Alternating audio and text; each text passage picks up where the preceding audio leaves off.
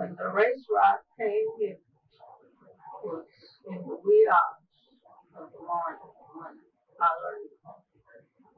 I received a call from home where I was working from the man, the doctor that I worked, telling me not to go to Little Africa tonight. And it was past 12 o'clock when he called. I wondered what he could be telling me not to go to Little Africa at that hour, because I wouldn't have been going at that hour. And then later on, he called me and he said, the hell is broke out in Little Africa. That's what they called it at that time. I've heard Tulsa many names, but Little Africa stands out in my memory. And many of my friends were in the riot, were burned out. Many of their homes were burned down to the ground. She had two younger brothers, my mother did. One was Dr. Jackson, by the way, I have this picture of them on the table. The man was, I thought he was great as a physician. In fact, he saved me. I had typhoid malaria fever when I was about 7 years old. I lived down on Elgin Street, 317 North Elgin, and he lived next door, and that man was over there. He saved me, and I appreciate that very much. But unfortunately, he was murdered during the race riot here in Tulsa. He was coming out of his house. He worked late that night, and they had started burning up on Detroit Street. He lived up there on Detroit Street, and they started burning. And so he had come in late off of a case. He was a house doctor, and he had keeper there in the house. And they said, I believe I smell smoke. And of course, the house was on fire. They were setting fire to the houses. The mob was at that time. So they came out the back door and came up the front, kind of a hill like on Detroit Street. I believe it was the 500 or 600 block. And the white neighbors across the street said, oh, that's Dr. Jackson, don't bother him. And at that time, this mob of young boys had shotguns and they shot into him. And we took him to Guthrie, where he had grown up after they left Memphis, Tennessee, and buried him in Guthrie, where my grandparents were buried. And that was my mother's brother. I was ready for him much because, as I said, he saved me when I had typhoid malaria fever when I was young. So this particular morning, we had to get ready to get out of the way of this riot. What disturbed us first, it was an old man, I can't call his name now, saved my life, but he drove a push wagon and sold vegetables and things on the sidewalk. Anyway, this machine gun the white people put on the hill up there, the same hill we got, might be a little straight. And they shot through on this thing he was pushing when he came. And so this is the thing that encouraged us to get ready. Thomas had found that out, and he said, we got to go. So I proceeded to get ready. And he told me, don't lock the door. He said, just leave it open, because if you lock the door, it'll be wide open when you come back. And we had someone told us, we made it up in our mind that the home guard was doing a lot of damage, home damage, because the houses was being broken into right around in the neighborhood and everything. Anyway, that lasted.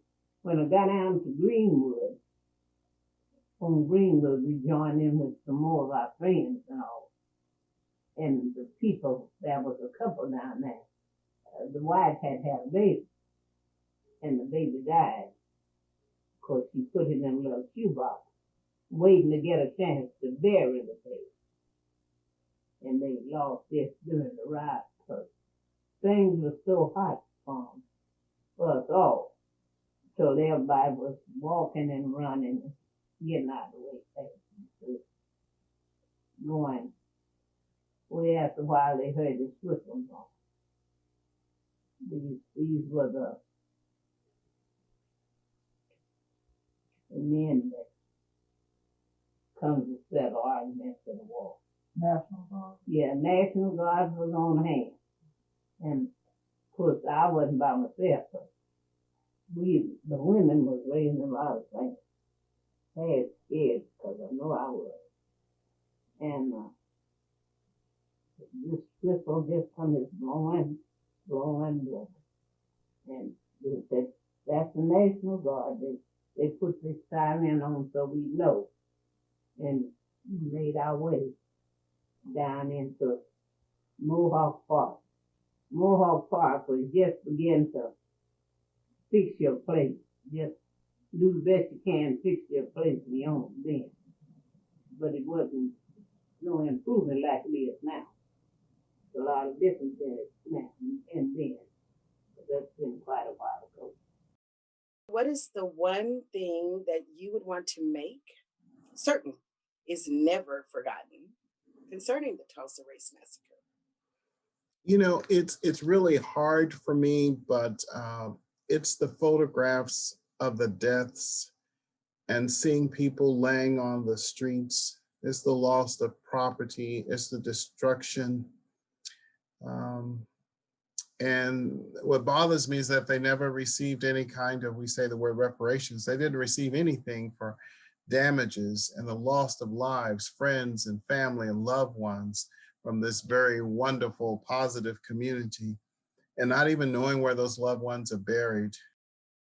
As my mother had recalled to me many times, as the men were setting fires to the house in the block in which she lived, the 500 block on Latimer Street, she and a sister-in-law went behind them, putting out the fires as fast as they would light them. They would douse them with water. And Mrs. Dargan, Opal Dargan's mother, Mrs. Long, was along there when they left to take their children to a safe place.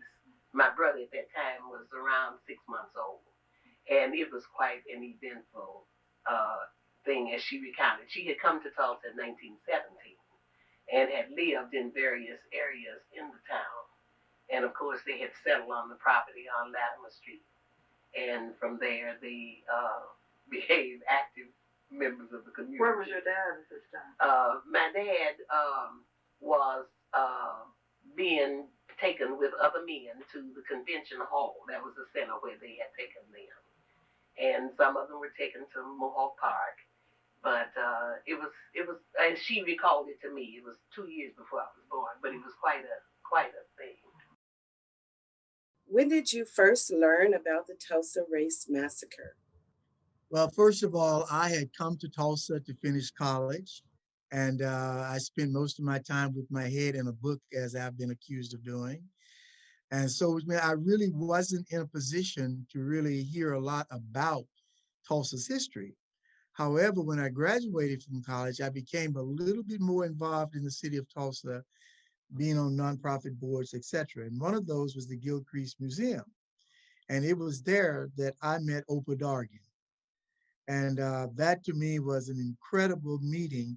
Not only did I meet a person who was a young girl doing the ride itself and carried every, I would say, hurt, pain, every joy, every excitement. Part of the conversation was like a roller coaster ride with her. She was telling all the people that she knew what they had accomplished, what type of work they did, about her parents, etc. But then she would quiet and talk about the flames, the fire that she saw, and how her family had to run north and other places to get away from the vigilantes that had just taken over their town, their community, as it were. And so we were at a board meeting, advisory board meeting, and after the meeting, just the two of us sat and talked. And she really became a mentor to me regarding being involved in the city in which you live. And I find that to be extraordinarily compelling and a good piece of advice. Even though the memory of that night and that day etched in indelible ink in her mind, she just expressed it. I mean, the hurt was there. You could feel it. But at the same time, her humanity did not get taken away from her. Her gift of caring for others was just as firm in her later years as they would have been in her early years had this not happened. So to see her, from my perspective, being able to carry the weight of the hurt and the joy of the possibilities, she's someone who believed in the future. And even though I was not native to Tulsa, she never made me feel bad that I wasn't born on Greenwood.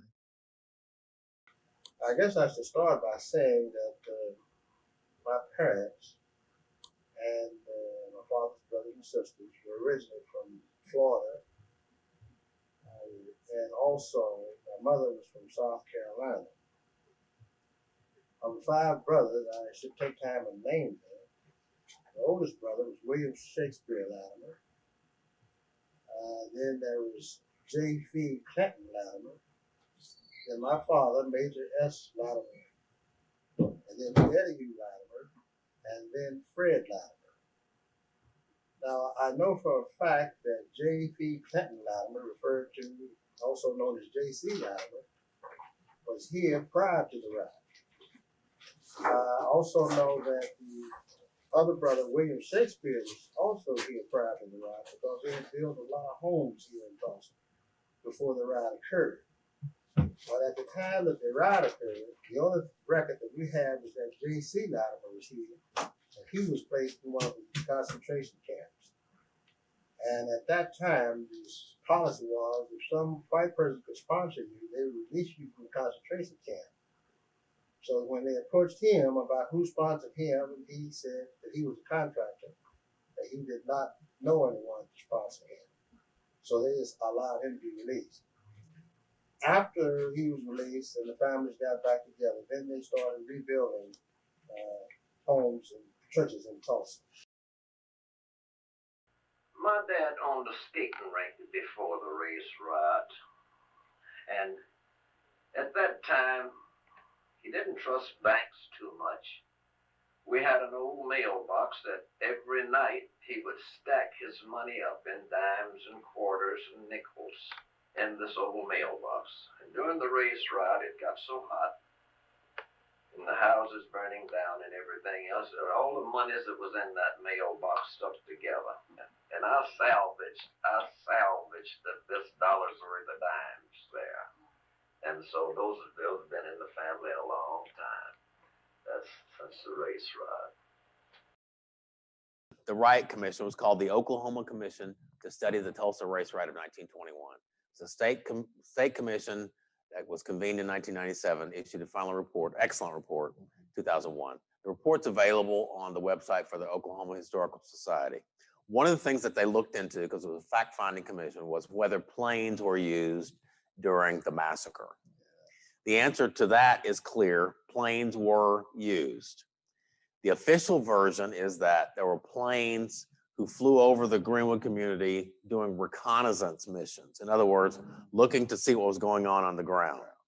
There were eyewitnesses, credible eyewitnesses like B.C. Franklin and others, who said that the planes dropped incendiary devices, or what you might call bombs. They could have been kerosene or turpentine, that caused the buildings to burn more quickly and the fires to spread more rapidly. The planes were privately owned planes, according to the commission, but absolutely planes were used during the massacre, and there's credible evidence, significant credible evidence, I would say, that the planes dropped bombs on the community. When he was 17, Daddy's mother, we call her Bootsy, Ida Rogers, and his stepfather, H.L. Rogers, lived about 300 yards to the east of Vernon AME Church. And they lived in a craftsman house there. Well, when his brother had come home from work, he was around 17. He saw the smoke. He didn't know what was going on. He went to bed. He didn't know that Daddy's mother and father had already gone out to the park, out north. And he went in. Well, when he woke up early in the morning, He just heard all of the shooting. He smelled all the smoke. Everything was on fire. His house was on fire. Everything was burning. So Uncle George started running from the house. And there was a house that had been a house just to the south of his house, which is 300 yards from Vernon Church. He fell over an iron bedstead and stumbled, and his hands were burned severely. Well, he was in a daze and he started walking. There was a lot of shooting. So people came and got him. He was fairer than Daddy. He could pass for white, but he most certainly didn't feel that way about himself. And knowing or thinking that he was white, they took him up the hill to the Red Cross. The Red Cross immediately took Uncle George to St. John Hospital, and he stayed there for 3 months until his hands healed. And then, of course, Bootsy sent him out of the state. Daddy was playing at that time in Kansas City, being a little older. So she sent him up there to be with Daddy after that happened, to get him out of the state. So that's what we're learning about this riot, the effect it had on people. Yes. And to this day, it can still bring emotion to him, just thinking about Oh, yes. And how it destroyed his family, and his brother was seriously burned. Yes. We hope that this lesson will teach us what not to do, the lessons from the past, what not to repeat, and what to do so that something like that will never happen.